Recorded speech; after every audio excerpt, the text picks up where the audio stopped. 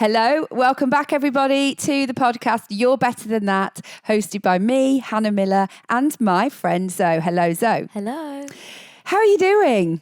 Good today. We are good today. We are. Sound is good. It's cold today. You might not be listening to it on a cold day, but if you're in the UK, you probably are listening to it on a cold day. We seem to be in a constant cycle of cold. Today's episode is kind of concluding our conversation around time. So these last few episodes have been thinking about time. And I particularly want to think about a specific emotion today. So I'm going to start with a quote, okay, from this book. I'm reading a book called Beartown. It's a novel, but there's a little section in here. He does a lot of people observation in this book. It's brilliant. It's actually a really good book. It says all adults have days when we feel completely drained, when we no longer know quite what we spend so much time fighting for, when reality and everyday worries overwhelm us and we wonder how much longer we're going to be able to carry on. The wonderful thing is that we can all live through far more days like that without breaking than we think. The terrible thing is that we never know exactly how many. So that's a bit of a depressing start, but I just thought his way with words there is really true. And I thought we should talk about overwhelm a little bit today. It's this idea of everyday reality and worries overwhelming us, and we no longer know quite why we spend so much time and what it is we're fighting for, and this feeling of overwhelm. And it kind of plays into the time thing because we often feel overwhelmed because of the pressures on our time. What causes you to feel overwhelmed, Zoe? When I look at my calendar and there's no space. Yeah, no breathing room. No breathing room. What's interesting though is that I will quite often have evenings where there's space, but I get overwhelmed if I don't have at least half a day where I'm like, there's nothing there. Yes. To be honest, I'm speaking to a lady whose calendar is like crazy, and you still manage to find pockets of rest. But I guess it's relative. It is relative, but I also think that what you've just said is really helpful information to know about yourself, that actually having over your 7-day period, a section which is 2 chunks of a day is basically what you're saying. An evening and a day, an evening and an afternoon, or a morning and an afternoon is what you need to be in rhythm. That's a really reasonable thing to recognise. And I would probably say that I probably need the same. I just don't necessarily always get it. I think one of the things that adds to overwhelm, as well as those weeks, is sometimes we look at a week like that and we think, you probably have these conversations with Callum and you'll say, right, we've got to dig in this week, or dig in for the next 2 weeks. You're here, I'm there, this is going on, I'm travelling with that, this is going on with work. We dig in. And we can all do that. Like, we can dig in for a period of time. The problem is when that digging in isn't just a week or so, but it becomes a month, 6 weeks, 8 weeks. Yeah. So it's rather than it just being, we're in a bit of a dig-in couple of weeks here in this household. And then there's a week which is a little bit better, and then we're digging in again. And you have to sometimes go, right, that's just what it looks like. But like I just said, the problem is when that becomes the absolute norm, and there's none of those break points that you just mentioned. And that's when we end up living for a holiday. And then there's another thing that happens. Something happens in that week, which may be in the grand scheme not a big deal, and you suddenly find you can't handle it. Yeah. Or I've heard you talk about this before, and I've heard myself saying this a lot recently, where my diary is full of a lot of good things. Yeah. They're not bad things. It's life-giving and wonderful, celebrating friends, doing things I love. Party, socialising, but that can babies. also be quite overwhelming. Totally. Because it's too much of a good thing. Totally. And you still also need to rest and take time for yourself in that. There can be too much of a good thing. I'm definitely an extrovert, but my social battery can wind down, and I've become increasingly aware of needing to say, actually, I just need to be on my own for a bit. And that doesn't mean that I'm no longer an extrovert. It doesn't mean I don't like people anymore. It means everybody hits a point. And I think the thing that is a big test for me of overwhelm is when something happens that's not on the agenda to happen. And it's of I don't just mean, I drop a bottle of milk on the floor, or however, when I'm overwhelmed, that might actually be enough to tip me over the edge. But it could be something that's, the car's broken down and we're having major trouble with our car at the moment. In the grand scheme of life-altering problems, it's not one, but it has honestly pushed me to tears of frustration. Partly because nobody seems to be able to do their job properly, but also because I don't have time for this. And I think overwhelm is that I don't have time for this. Yeah. And when you find yourself at that point because you've just dropped a dish on the floor, or milk has gone all over the floor, or you open the washing machine and you thought the washing had been on and it didn't go, or you get a phone call to say your child's sick and you've got to pick them up from school. One thing like that, if that's tipping you into a place where you feel foggy, or if you're more like me, you feel tearful, or your heart starts to race, it's a really clear sign that you might be in that overwhelm space. Because we cannot function for more than a short sprint where we're in that tipping point space for just small things. Some of the signs people are overwhelmed, because it doesn't necessarily look the same for everybody, but here's a list of things you might be feeling. Tired, drained, helpless and trapped. It's that idea, don't even know where to start. Detached, alone, cynical. This is impossible. I can't get out of this. Self-doubt. I can't do this. Procrastinating. I'm so overwhelmed, so I'm not going to do anything, which is some people's response. Multitasking to the point where you just aren't actually focusing on anything. That's more what I would do. Forgetting things and just beginning to lose clarity. Now, if you feel like you can tick some of those things, or all of those things, you are possibly a little bit overwhelmed. And by the way, this is not a competition, This isn't a competition of who can do the most things before they're overwhelmed. We are just different people. I have probably got quite a good capacity for getting a lot done. My mum says she just feels giddy, like listening to me talk about my week. But most of the time, I like that fullness, but I misjudge it at times, and then I'm overwhelmed. I think my husband's got even more capacity than me to just dig in and go.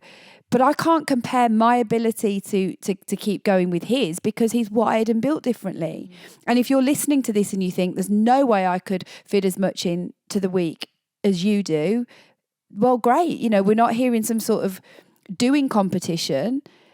I really envy people who can find a rhythm that's a little bit overwhelming. I'm my own worst enemy in this. And I have to try and find this sweet spot between busy makes me productive, too little to do and I do nothing, and saying yes to too many things, and then I end up feeling like the world is crashing in around me.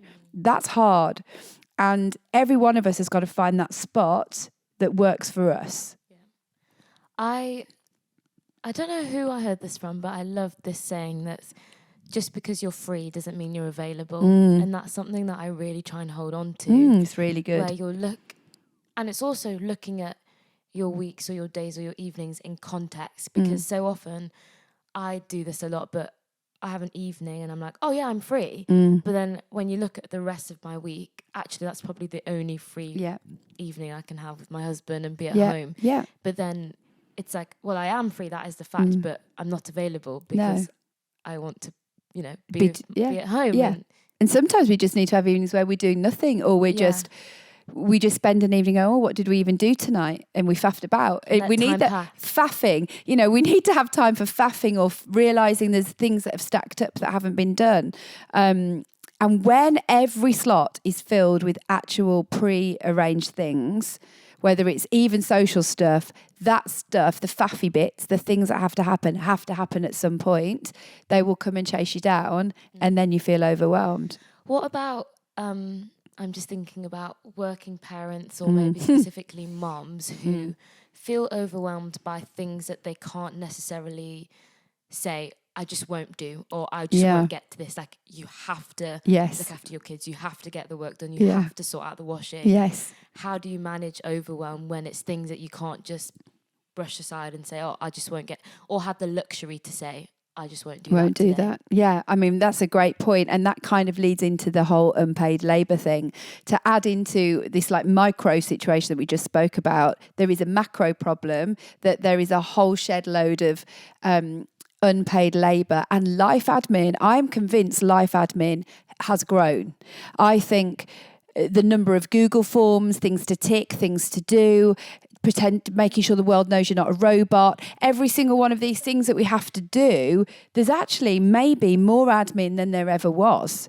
The digitalization, which I think I've made that word up, of so many things means we are filling in more forms, checking with, DBS, all that kind of stuff. Oh my gosh, that's all unpaid labour. Here's a few stats for the UK. 74% of UK adults have felt so stressed at some point over the last year that they felt unable to cope. 81% of women have felt like that, and 67% of men. And unpaid labour, there is 60% more work on top of the work you're doing, which is the unpaid labour. It's somewhere between 16 and 26 hours of unpaid labour we're doing every week. It won't surprise you that everybody's got a high burden, but that women in the 26 to 35 bracket are at the highest point of about 35 hours a week of unpaid labour. So no wonder those people you've just mentioned think, I don't have time. Because if we say that's 35 hours and you've got a 35-hour a week job and you're expected to keep yourself immaculate and you're expected to try and, provide entertainment for your children or my unpaid labour is loads of hours spent taxiing people here, there and everywhere. That's a massive part of my lost time. And for others, but also then just being a human being yourself and looking after yourself and exercising. Brushing my hair. Yeah. I don't really brush my hair, actually. That's a lie. It's brushed today because I've hair dried it, but I don't brush my hair because my hair goes out here if I brush it. So I don't have to find the time to brush my hair. That's not the unpaid labour. No, there are many other things. But all those things that we have to do, I'm trying, this is a side point, but I'm trying to see them as things I get to do. So Sam and I will often say, oh my gosh, rugby's in, we've got to go to an hour away for rugby this weekend. And Sam will always say, Hannah, this season isn't going to be with us forever. We get to do this. And it's true. We get to do this. We choose to do this. It's something that we want to do. And I think it goes back to some of the things we've spoken about before when you said about what do people do. We've got to strategically underachieve in other areas.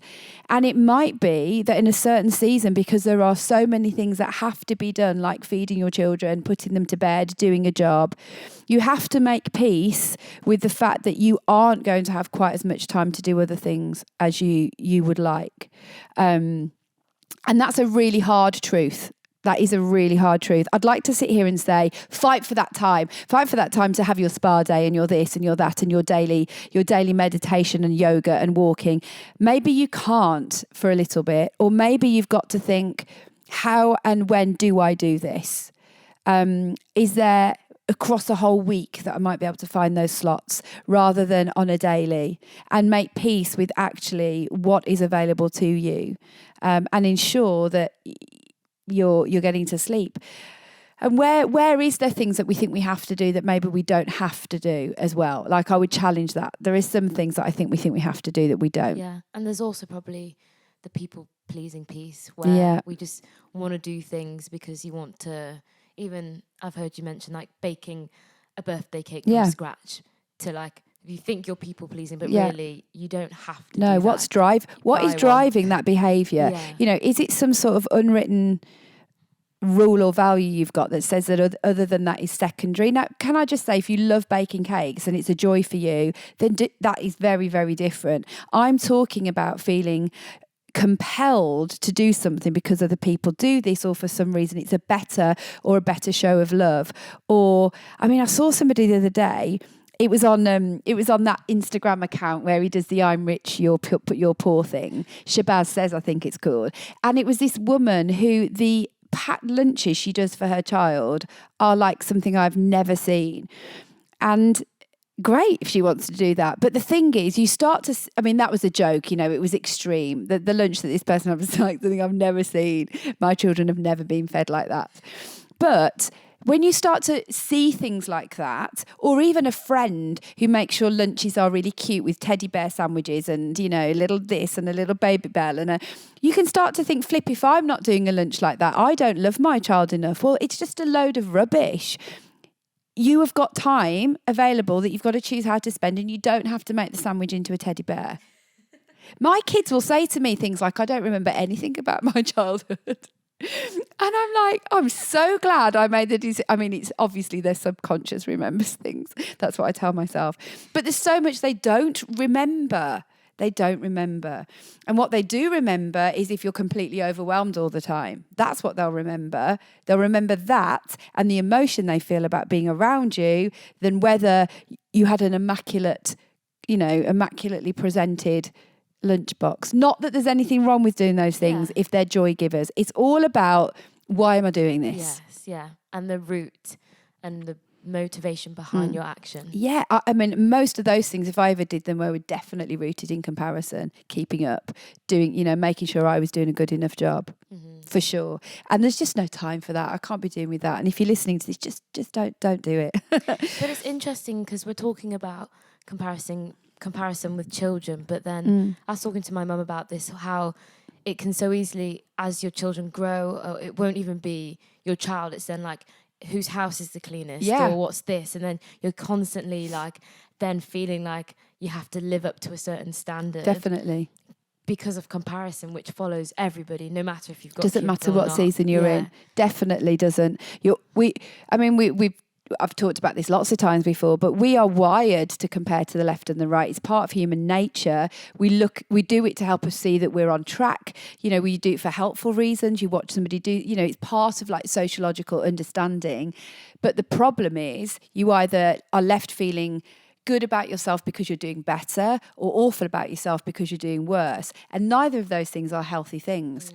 Feeling good about yourself because you're outperforming someone else is, unless it's like something where you should be outperforming, like a sport or a metric. If it's just about life, that's not healthy. And if you're left feeling lacking all the time, that's also not healthy or helpful. And you're right. I think sometimes it's so wildly exacerbated in the world of parenting, but this is the same in the workplace. It's the same in the clothes that we have, the homes we have, how tidy it is. And I know when I'm feeling, it makes me feel icky inside when I'm giving myself a pat on the back because what I'm doing is better. I don't want to be driven by that. I mean, that's a slightly different thing, but what we're saying here is that all this adds to overwhelm. Choose your battles, choose the things that we can streamline, and saying that to myself 100 times as well. I still iron clothes. Wow, you're in the very few that do. I know. And everyone always says, why do you still iron? Like, it's a completely unnecessary thing. Why are you ironing? It's partly because I've got a really fast iron. It's really good. It's a really, really good iron. And I just go shh, and it's done. But I do think sometimes, like, I could just not iron. Many people don't. I know. Some people don't own irons. I know. I know. Or they iron on the rare occasion it's desperately needed. But does ironing bring you joy? I don't mind ironing. I feel like neither here nor there about it. I don't think if I stopped it would be life transforming because I do it so fast. But I guess the point I'm saying is I don't really know why I feel I should. Is this one of these kind of, well, my mum ironed? Yeah. Could be that. It could be as simple as that, or I think it's better to iron. School shirts need an iron, to be fair. They'd look a bit ridiculous if I didn't. Well, maybe they wouldn't. I don't know. I've got a friend. I haven't managed to do this, but I have a friend and she says that what she does is she hangs things up and she sprays them with a spray of water and fabric conditioner, and she just sprays it all over once it's dried, or I think, when it's dry, and they just she says creases drop out. That is efficient. I know. So I'm telling you that. Give it a go. Hasn't worked for me, but it does for her. Labour saving devices are another thing that we think every time we add one to our life that it is going to improve our ability to cope. And this is the other sad news that I read from statistics and historians, that labour saving devices are the biggest con ever, and they have not increased anybody's time. All it's done is mean that we use it. We are expected to do something else. So again, going back to the washing machine and things like that, as soon as washing machines were introduced as being like a staple part of a home, well, the expectation was then that people would have a fresh shirt every day. Whereas before that, the expectation was you probably wouldn't because you didn't have a washing machine. So if you think that every hack that you put into your life is going to reduce overwhelm, what I'm trying to say here is it won't. The root of the overwhelm problem is that you will just fill that with something else, or life will expect more of you. Email just means that people expect us to respond quicker. Text, social media. Everything. Yeah. All it's doing is hacking our time to think, actually, we just expect more from ourselves. So think about any of these hacks that you're improving and change your expectation of them. So a couple more points to think about. One is, why do we do it? We've just touched on this. I think we need to think about the why that drives our behaviour. And realising that all of these things, these labour-saving devices, unpaid labour, the amount expected of us is never going to disappear. I've said this a lot, but I just want you to give you a visual metaphor for this. There's a Greek myth around a guy called Sisyphus. And he did something wrong. I can't remember what it was. He did a bad thing. And so he was given a punishment by the gods. And the punishment that he was given was to take a massive boulder, like the biggest boulder you can imagine, and he had to spend his life pushing it up a hill. And that is essentially what all the things are that we do. It's like pushing a boulder up a hill that is just going to come back down. Washing is the absolute example of that. You put it in the washing machine, you put it in the tumble dryer, or you peg it on the line, you bring it in, you iron it or you don't iron it, you put it in the cupboards, and then you go round again. It is a boulder that we keep pushing up a hill that is just going to keep coming back round again. And that doesn't mean we don't do it, but it does mean we've got to kind of compartmentalize it into these things are just going to keep on happening. And I think there's something that we need to think about to help us with the overwhelm. Your point about you need two chunks. If we think a day has 4 chunks in a day, one is asleep, and then we have 3 other chunks. You recognize that you need a double chunk in a week, and when you have that, you're all right. Like that's the point that you need. There's some things that we can think about to help us to consider that. I've got. I was going to read a quote actually, but let me see if I can find it. I might not. If I can't, here it is. I have got it. Charles Eisenstein recalls first sensing a wrongness in our use of time. And I'm going to read this and then give you the 3 tips that I learned from the back of this. I think this is quite good. He was in 1970s America, okay? So this is a while ago. And he said, life I knew was supposed to be more joyful than this, more real, more meaningful. And the world was supposed to be more beautiful. We were not supposed to hate Mondays and live for weekends and holidays. We were not supposed to have to raise our hands to be allowed to pee. We were not supposed to be kept indoors on a beautiful day, day after day. And again, that's, hard to read because there's some stuff in that will people listening to it depending on their situation, will resonate to that more than they wish they were. And I heard a guy a long time ago whose name has just gone out of my head. You might know, wrote The Purpose-Driven Life. Rick Warren. He talks about 3 things we need to do to avoid overwhelm. Really simple. To divert daily, to withdraw weekly, and to abandon annually. Divert daily. Some point in your day, divert from to do. That could be 15 minutes.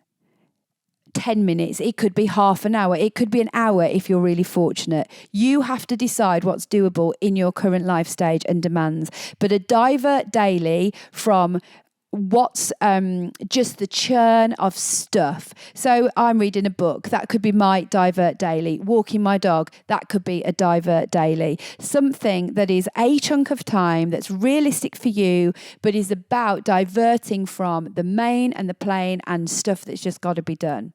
That's quite hard on the daily to do. Try to have some time in the morning where I do that, and some time at the very end of the day. You've got to work with your own. Do you think you managed to divert daily? I think so. Yeah. Yeah. Good. I think so. I think that's good. I think the next one's the hardest for me. Withdraw weekly. I think that's really, really hard. So that comes from the idea of Sabbath. Several faith expressions have ideas of Sabbath and rest. We can get really stuck on this idea and think, well, what does it mean? And then it can become another chore. I don't think it should become a fixated ideal that then feels so boundaried and so controlling that it then becomes another to do, and I don't find that remotely empowering. But the idea of withdraw weekly is doing things that you are doing for the love of or for the joy of. So you could actually, under this that description, if you really want to clean out your fridge, no names, that's what I did on Sunday. If you really want to actually get everything out your fridge and put it all back again, and you're doing it because you want to, that is quite different to because you have to. Whatever you might choose to do with that time is up to you. You know, you could be watching a football match. It could be reading a book, going for a run, trimming the hedges, even if you love your garden. My husband likes being out in the garden. For him, it is a diversion. It's something that he enjoys. For me, it would be a chore. Sadly, I don't have an affinity with plants. So withdrawing weekly is all about this idea of choosing to use time fully for something that feels, good and restful and replenishing. And then the third one is abandon annually. That is when you step away fully for a week, for 2 if you can, where you are fully away from responsibilities, things that need to be done. You step away and you are on holiday, on vacation, on retreat, whatever language you want to use, but it's about replenishing. It's about giving your brain a break. You often find you have a great idea on a holiday. I do. I definitely do. The Purpose Pursuit was an original idea on holiday. If we do not abandon annually, and it doesn't have to be expensive, this is not about going to the Caribbean, it's about stepping away. If you don't do that, your innovation and your drive and also who you are can get a little bit lost. I think I'd also add to the withdraw weekly, by the way, that could be a really small thing, that it doesn't have to feel like you're going out for a day and an evening to every weekend having something fun going on. But once a month you might try to do that. Once a month you might say, actually, we're going to go on a day trip or something. So I think there's a monthly thing. I don't know what you'd call it for the month. I'm thinking of an M. Divert daily, withdraw weekly, something monthly. Move away monthly. Move away monthly, that's good. And abandon annually. Those are some really, really important tips that I would give. And I would, if you listen to this podcast, I'd reflect on that and think, for the weekly, the daily, the monthly, the annually, what are you doing well? And what do you need to do a bit better? For me, it's definitely the withdrawal weekly that I've got to work on. What about you, do you think, though? I think the monthly thing is probably what I relate to. Just having time where I can reset the month. I'd like to work on that. Yeah, good. Yeah. So, guys, to kind of conclude, overwhelm isn't going away. The amount of stuff to do, however much you hack it, isn't going away. Find a way to build some margin and keep reassessing. If you have a week that's overwhelming, like I did last week, tweak the week after and think, what am I going to put in place to make sure that I can build that back in? And also recognise that some periods of life are just going to be more overwhelming, but that shouldn't become a state of normality. See you next week.